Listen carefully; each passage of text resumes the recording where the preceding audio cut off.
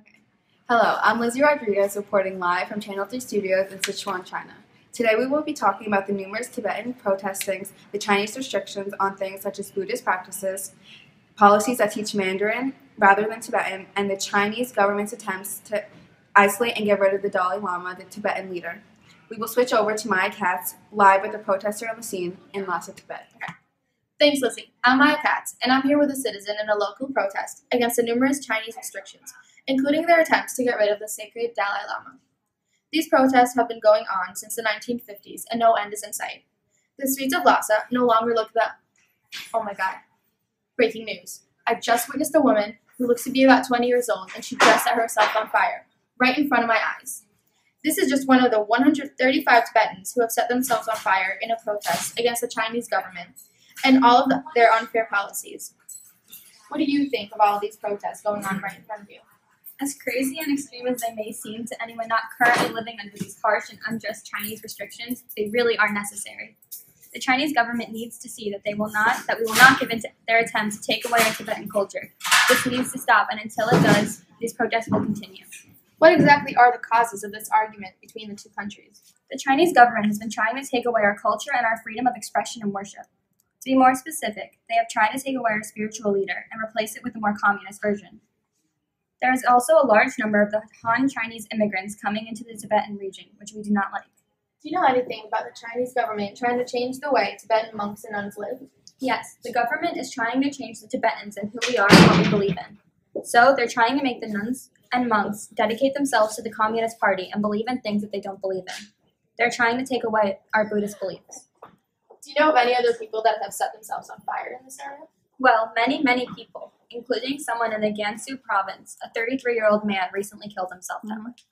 Do you have any faith that the two sides will be able to resolve anything? The Chinese government has tried a few times to talk with us and try to resolve our problems, but we haven't gotten anywhere. They are now accusing us of trying to separate from China, saying that we are their child and they are our motherland. Thank you very much. Thank you very much for your time. Good luck in your fight against the Chinese communists. Let's go back to Lizzy in Channel 3 Studios in Sichuan. Thank you, Maya. Now, do you know of any variation on what the Tibetans might have versus the Chinese government? Actually, the communist leaders, and I quote, point to major infrastructure projects such as the railway linking Lhasa to Qinghai province and the growth of industry in the region. The Chinese are also claiming that Tibet is much better off under their rule because they are wealthier and their economy has never been better. Very interesting, but why is this Tibet issue so well known in other places such as the Western world? This may be because the Dalai Lama, after his fleeing of Tibet in 1959, has traveled across the world trying to spread his beliefs about Tibet being its own country. He is also stressing the importance of nonviolent protests. In fact, he even won the Nobel Peace Prize in 1989. Thank you, Maya. Now, this Tibetan issue has been going on for as long as we know. However, it is interesting to note that Taiwan has been going through a very similar issue in the past.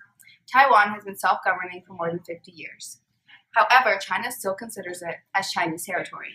They have even said that they will use extreme measures such as force to make sure that they stay Chinese territory. Beijing also has to deal with the Muslims and their attempts to be recognized as their own separate culture. China has refused to accept Tibet as their own country and has even disregarded the citizens and their culture. So Tibetans have been protesting since the 1950s, and no end is in sight. I think that China should just accept the Tibetans and their way of life because neither country will be able to accomplish anything, and there is always an argument at hand. Okay. Can we play bloopers or something? Okay, you know what? We'll start again. Like, clean slate, all good, don't worry.